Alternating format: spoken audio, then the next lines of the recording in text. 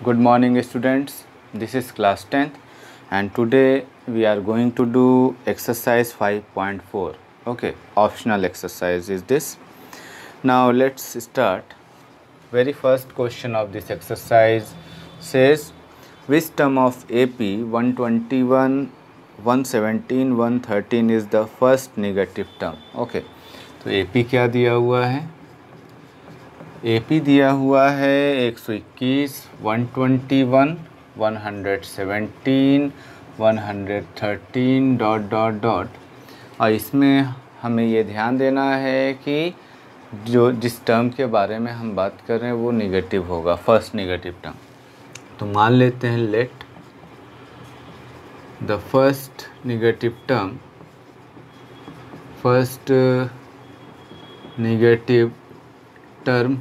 Is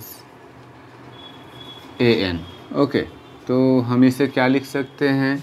so we can write an is less than zero, क्योंकि negative term है तो definitely negative term zero से छोटा होगा। ओके, अब an का फॉर्मूला क्या होता है भाई?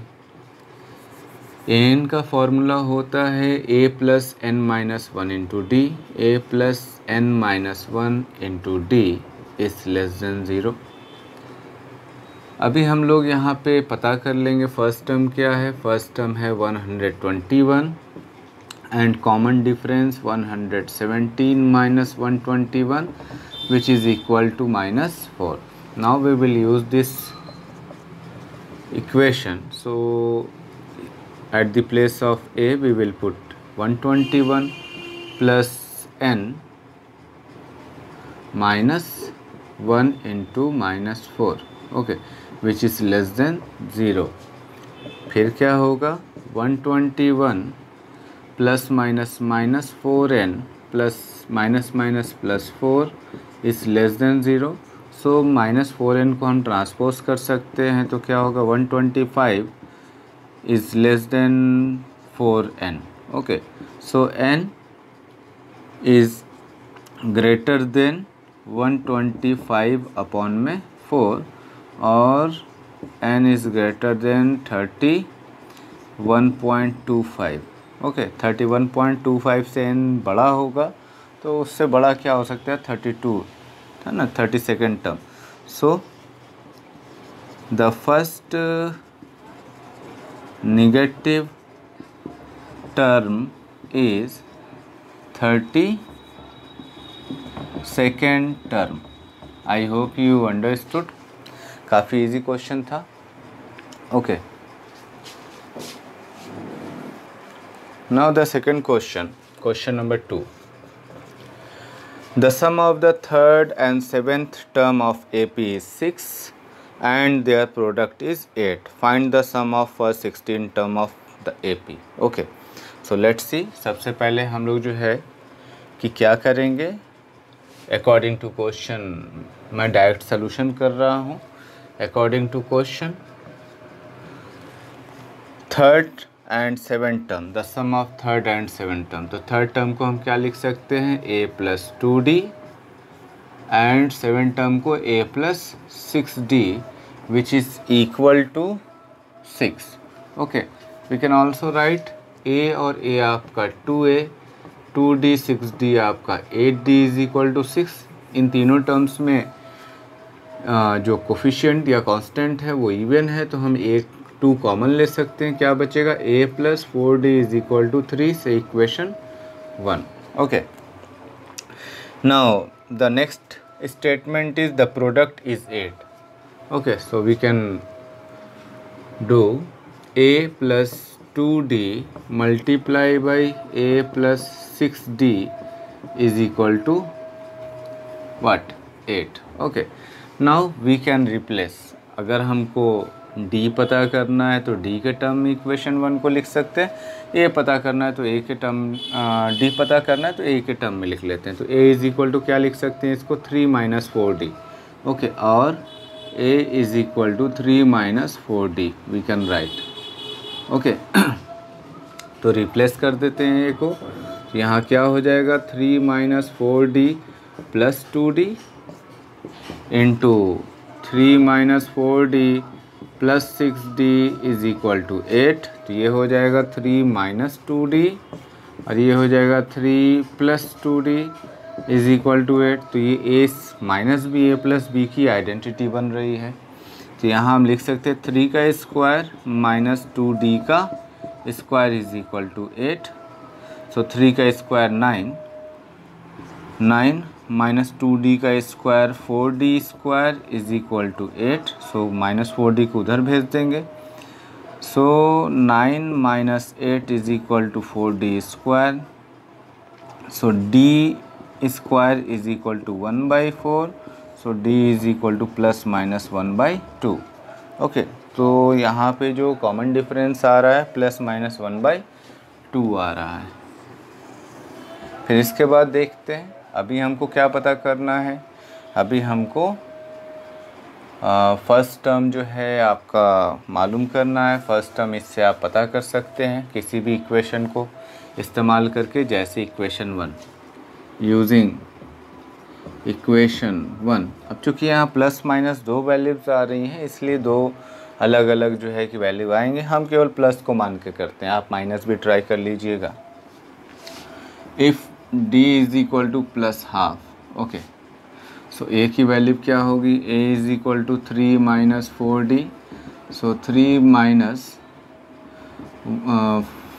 4/2 इट मीन्स 1। ओके, तो a की वैल्यू जो है 1 आ गई। अभी क्वेश्चन क्या कह रहा था कि find the sum of first 16 term of AP। तो पहले 16 टर्म्स के जो है कि समेशन निकालने हैं। तो S16 is equal to 16 upon में 2a first term is 1 plus n minus 1 यानी 16 minus 1 into d means half. तो 8 ब्रैकेट में 2 प्लस 15/2। तो 8 और ये क्या हो जाएगा इंटू 2 2 जा 4, तो 19/2। ओके, तो 2 से 8 कैंसिल हो सकता है, तो 19 4 जा 76। ओके, इसी तरीके से आप जो है कि एक बार d is equal to minus 1/2 put करेंगे और देखेंगे क्या आ रहा है। ओके, चलिए नेक्स्ट क्वेश्चन की तरफ बढ़ते हैं।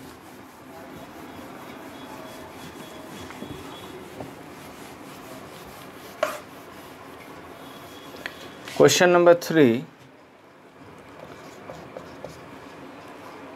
ए लेडर हैज़ रंग 25 सेंटीमीटर अपार्ट। एक सीढ़ी है जिसमें जो 2 डंडे हैं उनके बीच की दूरी 25 सेंटीमीटर है।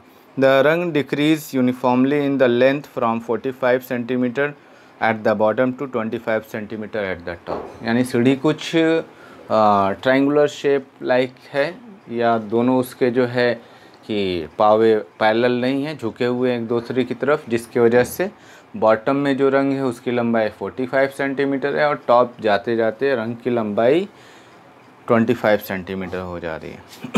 फिगर आप देख सकते हैं दिया हुआ है। ओके, तो फिगर मैं नहीं बनाता, मैं सीधे सॉल्व करता हूँ। तो सबसे पहला काम आपको क्या पता करना है भाई, इसमें the length of would required of rungs. Okay, तो व्हाट इज़ द लेंथ, यानी टोटल कितनी लंबाई लगेगी उस रंग को बनाने के लिए, अब वो मटेरियल कुछ भी हो।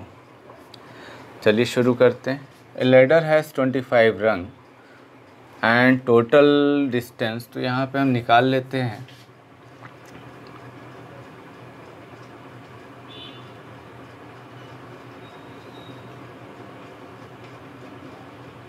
नंबर ऑफ रंग्स निकालते हैं। ओके, सबसे पहला काम नंबर ऑफ रंग्स निकालते हैं। नंबर ऑफ रंग जिसे हम n से रिप्रेजेंट करेंगे, ये कैसे निकलेगा, ये जो है कि हम निकाल सकते हैं टोटल डिस्टेंस इसके बीच में जो दिया हुआ है उसको डिवाइड कर देंगे 2 कंसिक्वेटिव डिस्टेंस रंग के बीच के डिस्टेंस से। तो टोटल डिस्टेंस है इसका 2 2 जा 4 5/2 मीटर। तो 5/2 मीटर को हम क्या लिख सकते हैं 250 सेंटीमीटर। ओके, माइनस 2 रंग के बीच की जो है 2 रंग के बीच की दूरी क्या है 25 सेंटीमीटर। तो इससे जो रंग निकलेगा वो एक कम निकलेगा, इसलिए इसमें हम +1 ऐड कर देंगे। तो कितने रंग हो गए? 11 रंग्स हो गए। ओके, तो n हमको पता चल गया 11 रंग्स है। फर्स्ट लेटर जिसे आप जो है कंसिडर कर सकते हैं, let A1 A2 dot dot dot dot and A11। अब ध्यान से समझिएगा, ये AP हमारा हो सकता है। तो A1 हमारा दिया हुआ है, अगर ऊपर से हम कंसिडर करें तो पहली सीढ़ी जो है वो 25 सेंटीमीटर, फिर उसमें जो है कि आगे कितना आ रहा है, 11 जो है कि रंग्स हैं। दूसरी सीढ़ी ये A2 हटा देते हैं, डॉट डॉट डॉट रहते हैं, एंड आखिरी सीढ़ी जो है हमारी 45 सेंटीमीटर की है। तो ये हमारा जो है AP है। ठीक है, अब इसके बाद सम कैसे निकालेंगे? बहुत ईजी है। सो सम of first 11 rungs is equal to 11/2. It means here we can use Sn is equal to n/2 bracket में a plus l। So n क्या है? 11/2, a क्या है? 25 प्लस l क्या है? 45। ओके, क्योंकि ये लेंथ है, लंबाई निकालना है हमको, तो सबसे नीचे वाली जो है सीढ़ी में जो रंग लगा हुआ है वो 45 सेंटीमीटर का, सबसे टॉप पे जो है वो 25 सेंटीमीटर का है। तो ये कितना हो जाएगा? 1250 हो जाएगा, है ना? वेट 1125। अभी इसको मल्टीप्लाई कर लेते हैं। आई थिंक अभी इसको मल्टीप्लाई कर लेते हैं, देखते हैं क्या आता है। तो 11 इंटू 35। ओके, 45 और 25 कितना हो जाएगा? 70 हो जाएगा। अभी मल्टीप्लाई कर दीजिए। 11 5 जा 55, कैरी 5, 11 3 जा 33 एंड 5, तो 33 एंड 5 38। तो total length of the rungs, total length of the rungs is equal to 385 centimetre. Okay, इस तरीके से आप काफ़ी आसानी से कर सकते हैं। नेक्स्ट क्वेश्चन की तरफ बढ़ते हैं। Question number 4। क्वेश्चन नंबर 4 क्या कह रहा है? The houses of the row are numbered consecutively from 1 to 49। 1 से लेकर 49 तक जो है कि घर एक सीरीज में है। ठीक है, show that there is a value of x की कोई ऐसी वैल्यू such that the sum of the number of houses preceding the house numbered x equal to the sum of the number of houses following it, find the value of x। ठीक है, यानी इन पूरे series में कुछ ऐसे घर हैं, ध्यान से समझिए कैसे जो है कि घर बन रहे हैं। ऊपर मान लीजिए एक घर, फिर उसके बाद 2 घर। ठीक है, घर को मैं जो है कि सर्कल से शो कर रहा हूँ। 1 2 3, अगले रो में जो है आपका 4, फिर 5, ऐसे ही करके 49 घर तक जो है कि बन रहा है। यानी अब हमें इसमें कोई ऐसी n की वैल्यू या x की वैल्यू कंसिडर करनी है कि उसके ऊपर जितने घर हैं उसका सम और उसके नीचे जितने घर हैं उसका सम आपस में बराबर आ जाए। ठीक है, तो चलिए देखते हैं। मान लेते हैं लेट दैट नंबर बी, ठीक है, x, let that number be x, यानी वो कौन सा रो होगा जिसके ऊपर के सभी घर और नीचे के सभी घरों का जो योग है वो बराबर होगा। तो मान लेते हैं हम x होगा। ठीक है, चूँकि ये कंसिक्वेटिव है तो इससे पहले वाले टर्म्स को हम क्या लिख सकते हैं? x माइनस 1, एक घटा देंगे। इसके बाद वाले टर्म्स को हम क्या लिख सकते हैं? x plus 1। ओके, तो इस चीज़ को आपको समझना है, बहुत ईजी है। देखिए करना क्या है, एक फार्मूला आपको याद रखना है। जब भी कोई सीरीज़, कोई AP जो है कंसिक्वेटिव हो, निरंतर आ रहा हो, ठीक है, तो वहाँ पे सम निकालने के लिए एक फार्मूला होता है। वो क्या होता है? n ब्रैकेट में n+1/2, इस फार्मूले का इस्तेमाल करते हैं। जब भी आपको कोई ऐसा एपी मिले जिसके सारे टर्म्स जो है सीक्वेंस में हों, कंसेक्यूटिव हों, तो उस सीरीज़ का अगर आपको सम निकालना है तो आप डायरेक्टली n ब्रैकेट में n+1/2 से निकाल सकते हैं। ओके, चलिए मान लेते हैं। अब ध्यान से समझिएगा आप कि अब हम कैसे लिखेंगे, क्योंकि क्वेश्चन ये कह रहा है अकॉर्डिंग टू क्वेश्चन ये वाला पूरा टर्म, ठीक है, ये वाले पूरे हाउसेस और ये वाले पूरे हाउसेस का सम बराबर है आपस में। क्या है? बराबर है। तो इस पूरे हाउस के सम को कैसे हम लिखेंगे? n ब्रैकेट में n+1/2। ओके, और n क्या है? Last x-1। सो x-1 ब्रैकेट में x-1 + 1/2, तो यहाँ हो जाएगा केवल x बचेगा। सो x-1/2, ये x-1 बचेगा, इसमें x बचेगा। इधर क्या लिखेंगे? इधर आपको लिखने का दूसरा तरीका अपना, पूरे घर का सम, जिससे आप सीधे S49 लिख सकते हैं। S49। ओके, एक स्टेप और मैं जो है कि इसमें इंक्रीज़ कर देता हूँ, ध्यान से आप समझें। यहाँ से यहाँ तक के घर, तो इसमें मैं मान लेता हूँ ये है हमारा x-1, क्योंकि लास्ट टर्म जो है हमारा x-1 है, ये बराबर होगा किसके? पूरे टर्म से हम इस टर्म को अगर घटा देते हैं तो ध्यान से समझिएगा। ओके, पूरे टर्म का सम क्या लिखेंगे? S49, और उसमें से कितना सब्ट्रैक्ट कर दें? उसमें से x तक सब्ट्रैक्ट कर दें, -SX, तो जो बचेगा वो ये होगा। ठीक है, इसको लिखने के लिए हम ऐसे लिखेंगे। इसका मतलब ये दोनों क्वेश्चन के हिसाब से बराबर हैं।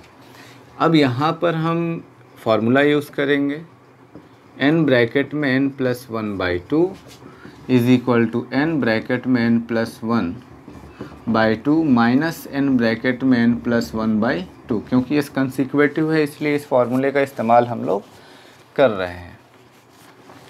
वैल्यू रखते हैं, n क्या है? x-1 ब्रैकेट में x-1 + 1/2, और यहाँ n क्या है? 49।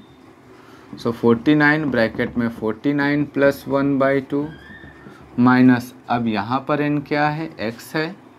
सो x ब्रैकेट में x + 1/2।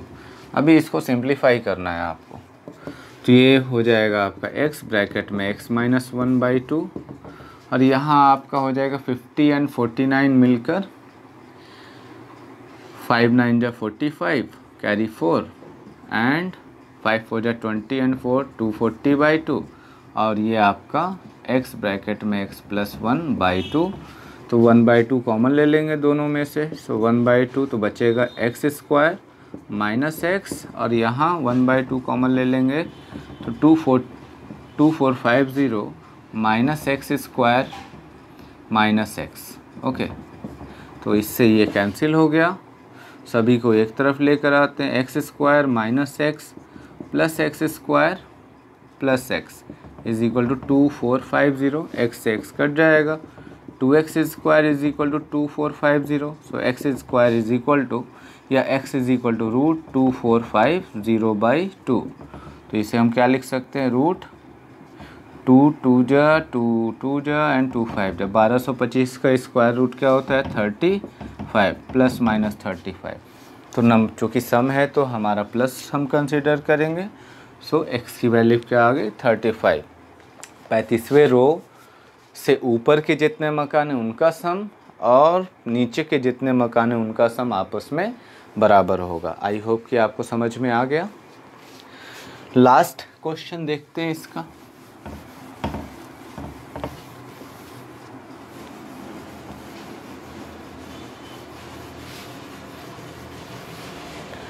लास्ट क्वेश्चन क्या है? देखिए क्वेश्चन नंबर 5। आप डायग्राम देख सकते हैं, मैं डायग्राम कंस्ट्रक्ट नहीं करूँगा, ए स्मॉल या थोड़ा सा मैं कंस्ट्रक्ट कर देता हूँ, आप ध्यान से समझें। ओके, तो आप सीढ़ी देख सकते हैं कुछ इस तरीके से जो है कि बनाई गई है, ऐसे करके ऐसे सीढ़ी दी हुई है। ओके, और ये ऐसे फिर दिया हुआ है,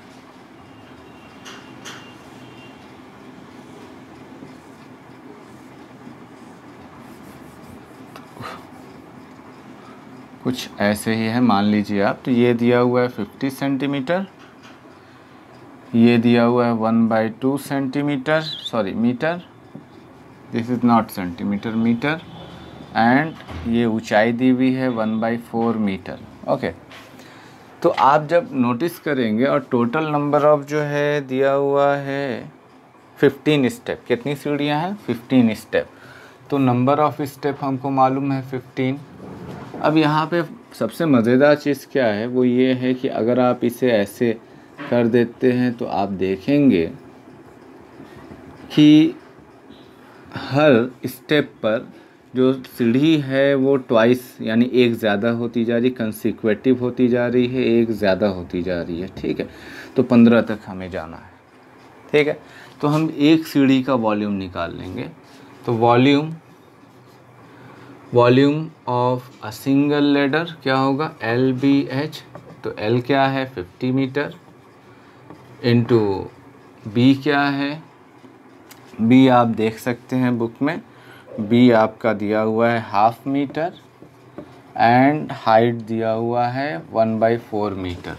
तो सिंप्लीफाई करेंगे तो 25/4 मीटर क्यूब आएगा। ठीक है, ये केवल एक जो है कि स्टेयर का जो है वॉल्यूम है। तो ऐसे सभी का वॉल्यूम निकालना है। तो ये सीरीज़ बना रहा है, तो कहाँ तक जा रहे हैं? तो इसको हम लिख सकते हैं। सो रिक्वायर्ड AP क्या होगा? इसको हम 25/4 सेंटीमीटर क्यूब, एक स्टेप 1 2 3 डॉट डॉट डॉट, कितने स्टेप हैं? 15। ओके, 15 स्टेप हैं। आप जैसे जैसे ऊपर जाएंगे तो इसका नंबर भी क्या हो जाएगा? 15 हो जाएगा। अब सम निकाल लेते हैं, मैं बहुत शॉर्ट आपको बता रहा हूँ। अब इसका सम कैसे निकलेगा? तो समेशन जो है कि केवल इतने का निकलेगा। ठीक है, तो S15 इज़ इक्वल टू 25/4, ये वॉल्यूम रहेगा एक का, और जो भी वैल्यूज़ आएगी उसमें इसका मल्टीप्लाई होगा। तो क्या लिखते हैं हम लोग? N/2 ब्रैकेट में A + L। Okay, so 25/4 multiply by 15/2 bracket में 1 + 15। सो 25/4 मल्टीप्लाई बाई 15/2, और ये हो जाएगा 16, 4 2 जा 8, 8 2 जा 16, तो 25 दूनी 50 और 15 5 75, 750 मीटर क्यूब। आई होप कि आपको सारे क्वेश्चंस समझ में आ गए होंगे, और जिसको भी प्रॉब्लम हो वो मुझसे दोबारा पूछ सकता है। Thank you for watching.